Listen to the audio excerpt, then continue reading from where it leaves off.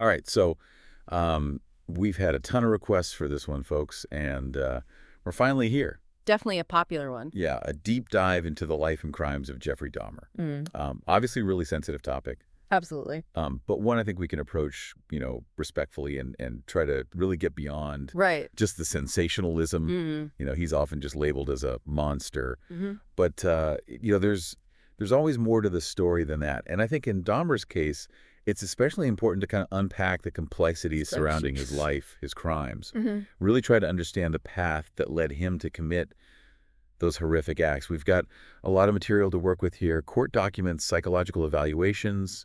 We even have Lionel Dahmer's book, A Father's Story, which offers, a really unique perspective. So, Definitely a multifaceted perspective on this one. absolutely. It's key to remember, even though, these crimes were appalling, we need to examine all those contributing factors, all the nuances of his psychology, Right. and the societal influences at play. Yeah. And where better to start than, his childhood. I mean, that's where it all begins, right? Of course. So Dahmer's early years were described as energetic, happy. But there was a shift after a surgery around age 4. He became noticeably quieter, more withdrawn. Really? Some experts believe this might have been the beginning of his emotional struggles. What are your thoughts on that? It's a fascinating point, isn't it? Especially considering his father's frequent absences due to his studies, and his mother grappling with mental health issues, particularly during her second pregnancy. I mean, could this have contributed to a sense of abandonment in young Jeffrey? Right. And is it just a coincidence that his fascination with dead animals emerged around the same time as the surgery and the shift in demeanor? It's a lot to unpack there, for sure. And then there's that interaction with his father, finding those animal bones under the house. Oh, yeah. Dahmer was, quote, oddly thrilled by the sound of those bones. And Lionel, maybe mistaking it for scientific curiosity, showed him how to bleach and preserve the bones. Wow. So you have this innocent act by a father trying to encourage his son's interests, potentially playing a part in fueling those morbid fascinations. We see Dahmer's interest in animal anatomy progressing from collecting those bones to dissecting roadkill. He even displayed the remains. Yeah, and we can't forget about that incident as a teenager where he decapitated a dog Oh, right. as a prank. I mean, that's not just a curious kid anymore, right? Absolutely not. That's a clear departure from innocent curiosity. That incident speaks volumes about a budding fascination with power control and eliciting a reaction from others. Yeah, However disturbing that reaction may be, it's a disturbing foreshadowing of what's to come. totally. Okay, so let's move into Dahmer's adolescence. He's discovering his homosexuality, but keeping it a secret, grappling with feelings of isolation. And his fantasies of dominance and control start to intertwine with his interest in dissection. Seems like a recipe for disaster. Oh, it was a tumultuous time for Dahmer. Imagine navigating your own identity while harboring these dark, increasingly disturbing fantasies. He even admitted to having an urge to attack a jogger he found attractive, even going as far as hiding in the bushes with a baseball bat. Wow. The warning signs are pretty stark, even before his first murder. It's frightening how early these urges manifested. And then just weeks after graduating high school at 18, he commits his first murder. What can you tell us about that? The victim was Stephen Hicks, an 18-year-old hitchhiker Dahmer picked up. He lured Hicks to his home with the promise of beer. Okay. It was during that summer of '78 when his parents were away, leaving him alone in the house. His parents being away, that detail kind of stands out, doesn't it? It does. Like having the house to himself emboldened him. He later admitted he was initially sexually attracted to Hicks, but realized it wouldn't be reciprocated. It was at that point that things took a horrific turn. That's right. He bludgeoned Hicks with a dumbbell, strangled him, and then went to great lengths to dispose of the body. Dismembered Hicks in the basement, dissolved the flesh in acid, crushed the bones, and scattered the remains in the woods. Kept this act a secret, burying the truth along with the remains of his victim. So we're talking about a level of premeditation here that's just Absolutely. chilling, especially for someone so young. This wasn't some spur-of-the-moment act of violence. This was calculated, methodical, with a disturbing attention to detail. And as awful as it is, this act was just the beginning. Exactly. It set a precedent for him. His first murder marked the start of a pattern of escalating violence and depravity that would unfortunately continue for over a decade. It's hard to even fathom. Now, you'd think that after such a horrific event, he'd retreat further into himself. But instead, He tries to create a semblance of a normal life. He did. Enrolled at Ohio State University, hoping to pursue a business degree, but his struggles with alcohol Of course. ultimately sabotaged his academic ambitions. Right. He ended up dropping out after just 3 months and then enlisted in the Army. So another attempt at normalcy. But once again, his drinking gets in the way. He's eventually deemed unsuitable for military service and receives an honorable discharge in 1981. It's important to note, I think, that the Army had no idea about the darkness None whatsoever. that was lurking beneath the surface. Nope. At this point, Dahmer's essentially adrift. He moves between Ohio and Florida, trying to find his footing, but unable to escape his inner demons. He ends up back in Wisconsin, living with his grandmother in West Allis. Okay. A lot of people were hoping this would be a turning point in the change of scenery, the positive influence of his grandmother, maybe a chance to get a handle on his drinking. Were there any signs of improvement during that time? There were glimpses of hope. He found a job, started attending church with his grandmother, seemed to be making an effort to manage his drinking. But that darkness was still there, simmering beneath the surface. And it resurfaces in 1982 with his arrest for indecent exposure at the Wisconsin State Fair Park. Pretty clear indication that he was still struggling to control his impulses. Absolutely. And then in 1986, he's arrested again, this time for masturbating in front of 2 young boys. Wow. That incident resulted in a year of probation and mandatory counseling. Sadly, it wasn't enough to stop the monster within. He continued to frequent gay bars and bathhouses, and it's during this period that his desire for control and his morbid fantasies really begin to merge. This is where his necrophilia comes into play. Yes. He later confessed that he started drugging his partners during sexual encounters because he was frustrated by their movements. He wanted them to be completely still, essentially viewing them as objects rather than people. It's chilling. Yeah, that dehumanization of his victims is central to understanding his later crimes. And it all culminates in 1987, while he's still living with his grandmother, with his second murder. A truly horrifying turning point. The victim was Stephen Tuomi, whom he met at a bar and invited back to a hotel room. What happened? Well, Dahmer's intention was to drug Tuomi and explore his body. He claimed to have woken up the next morning to find Tuomi dead, with no memory of the killing. Wow. Even without the premeditation of his first murder, the brutality is just shocking. And what did he do with Tuomi's body? He dismembered Tuomi, disposed of the remains, but kept the skull for a while. And his motives, based on his later confessions, went far beyond simple morbid curiosity. It's important to highlight here how this second murder shattered any illusion of control he might have had. Unleashed a torrent of repressed desires, setting him on a path of escalating depravity, ultimately leading to those horrific acts he became known for. It's a stark reminder that evil can manifest in these unexpected ways, Yeah. lurking beneath a veneer of normalcy. Dahmer's story, even at this point, is a cautionary tale Definitely. about the importance of recognizing these warning signs Right. and addressing those underlying issues that can contribute to such horrific acts. Where do we go from here? This is just the beginning, right? This is just the beginning. You're right. Tuomi's murder wasn't just a turning point in terms of brutality. It also marked a shift in Dahmer's modus operandi, his methods and his motives. So before the break, we were talking about how Tuomi's murder was a turning point for Dahmer. Yeah, not just in terms of the brutality, but like his methods and his motives changed too. Yeah, he went from kind of passively encountering victims to Right. actively seeking them out. Right, and his methods became more systematic, more ritualized. He started luring men, primarily from gay bars in Milwaukee, back to his grandmother's house, drugging them with sleeping pills and then strangling them. It's almost as if he was perfecting Right. a gruesome formula. It's really important to understand that the drugs he used, triazolam and temazepam, these are powerful benzodiazepines, often prescribed for insomnia and anxiety. Right. But for Dahmer, they were tools of control, a way to render his victims helpless.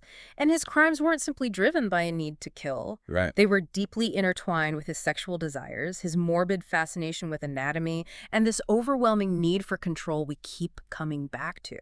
And his grandmother's house became the backdrop for several more murders. James Dockstader, Richard Guerrero, all following a similar pattern. He would dismember the bodies in the basement, dispose of the remains, and sometimes even keep the skulls as if he was creating these macabre trophies. A collection of his victims. Yeah. That's a very insightful observation.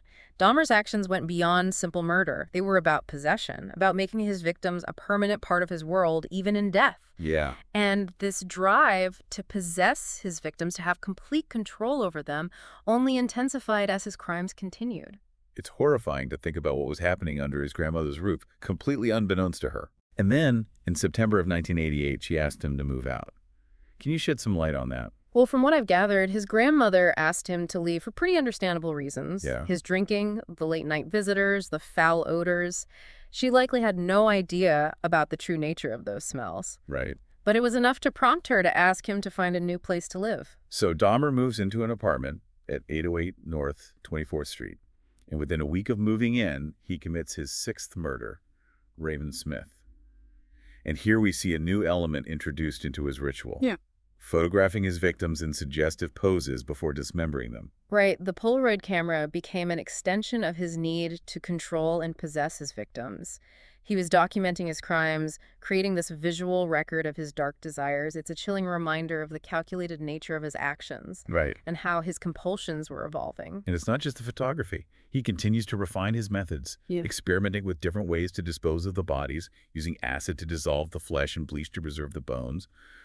He becomes incredibly methodical, almost as if he was perfecting a gruesome craft. Yeah. It's truly disturbing. This experimentation is particularly evident in the murder of Ernest Miller. So Dahmer decides to sever the carotid artery Oh, wait. instead of his usual method of strangulation. And he kept Miller's heart, biceps, and portions of flesh in his freezer, intending to consume them later. Cannibalism. Yeah. It's one of the most shocking aspects of this case, and it speaks to the absolute depths of Dahmer's depravity. Yeah. What was the motivation behind that? I mean, was it just pure evil? It's really hard to say for sure. Yeah. But it seems Dahmer's cannibalism wasn't driven by a simple desire for sustenance. Right. It was about this twisted urge to literally consume his victims, to make them a part of him in the most disturbing way imaginable. You know, this is a man who struggled with connection, with intimacy. Sure. This was his way, as horrific as it was, of achieving a kind of perverse union. It's just unfathomable. Yeah. So we're 1990 now. Dahmer has killed Ernest Miller. What happens next? Well, Dahmer's descent into darkness just seemed unstoppable. He killed David Thomas just a few weeks after Miller. Oh. And then there was a period of relative quiet, a 5-month stretch where he didn't kill anyone. It's almost as if he was taking a break, catching his breath, before plunging back into the abyss. Chilling to think of those months as a kind of pause. Right. Like a temporary reprieve before the storm. Right. And then in 1991, his killing spree resumed with a renewed intensity and, if possible, even greater brutality. You're absolutely right. He kills Curtis Strauner in February, followed by Errol Lindsay in April. And with Lindsay, we see Dahmer's horrific experimentation escalate even further. This is where the infamous drilling technique comes into play. That's right, the drilling technique. He drilled a hole into Lindsay's skull and injected hydrochloric acid into his brain, hoping to induce a permanent submissive state. Yeah. I mean, it's truly the stuff of nightmares. What can you tell us about the psychology behind this? It's a truly disturbing example of Dahmer's desire to exert ultimate control. Yeah. To create these living, or rather undead, dolls that would be completely subservient to his will. Right. It's a manifestation of his necrophilia, his fascination with lifeless, unresisting bodies. Right. He was playing God, attempting to create these beings that would fulfill his darkest desires. It's almost impossible to comprehend. And tragically, Lindsay wouldn't be the only victim subjected to this horrifying procedure. In May of 1991, Dahmer kills Tony Hughes, a deaf aspiring model, and once again attempts the drilling technique. Right. This time, it proved fatal. And just a few days later, we come to perhaps the most infamous and controversial case in Dahmer's saga, Konarak synthesumphone. This was the 14-year-old boy who managed to escape from Dahmer's apartment, only to be returned to him by the police. Yes, Konarak was the younger brother of a boy Dahmer had molested several years earlier. He lured Konarak back to his apartment, drugged him, and then, as the boy drifted in and out of consciousness, drilled into his skull and injected hydrochloric acid. It's heartbreaking. It's hard to even fathom the terror that poor boy must have endured. It is. And what makes this case even more tragic is that there was a chance to save him. You're right. Konarak managed to escape from the apartment and was found naked and disoriented on the street by 3 women. They called the police, but when the officers arrived, Dahmer convinced them that Konarak was his 19-year-old boyfriend Oh, wow. who'd had too much to drink. Really? And despite the women's protests, the officers return Conorak to Dahmer. That's awful. It's a moment that just makes your blood run cold. It highlights the systemic failures that allowed Dahmer to continue his reign of terror for so long. Yeah. I mean, the police dismissed the concerns of those young women, failed to properly investigate the situation, and essentially sent a vulnerable child back into the hands of a monster. It's a stark reminder of how easily warning signs can be ignored, particularly when they come from marginalized communities. And tragically, Conorak's death wouldn't be the last. Dahmer went on to kill Matt Turner, Jeremiah Weinberger, Oliver Lacey, and Joseph Braidhoft over the next 2 months. His compulsion had spiraled completely out of control at this point. Right. He was killing more frequently, his methods were becoming more brutal, and his apartment was transforming into this gruesome tableau of death and decay. But finally, in July 1991, thanks to the bravery of one man, Tracy Edwards, Dahmer's reign of terror came to an end. Right. Edwards managed to escape from Dahmer's apartment and lead the police back to that house of horrors. Edwards' escape was a pivotal moment, not just for him, Right. but for the city of Milwaukee and the families of Dahmer's victims. It was the break in the case that the authorities had been waiting for, the key that unlocked the horrifying truth behind the disappearances of so many young men.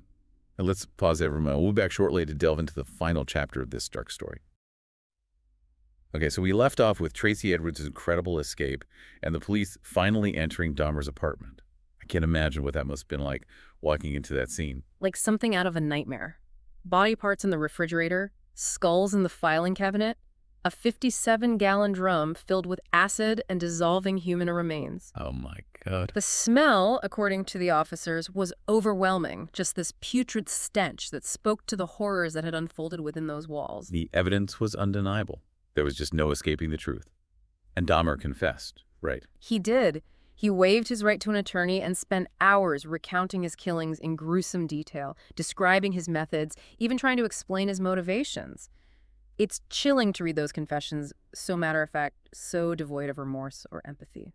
What was it like hearing him talk about those horrific acts? Was there any sense of humanity in those confessions? It's really difficult to say. I mean, his descriptions of the drilling technique, his attempts to create zombies, it's almost impossible to reconcile those acts with any semblance of humanity. He was trying to play God, to create these submissive beings that would be completely under his control. It speaks to a level of depravity that's just hard to wrap your mind around. And then there's the cannibalism.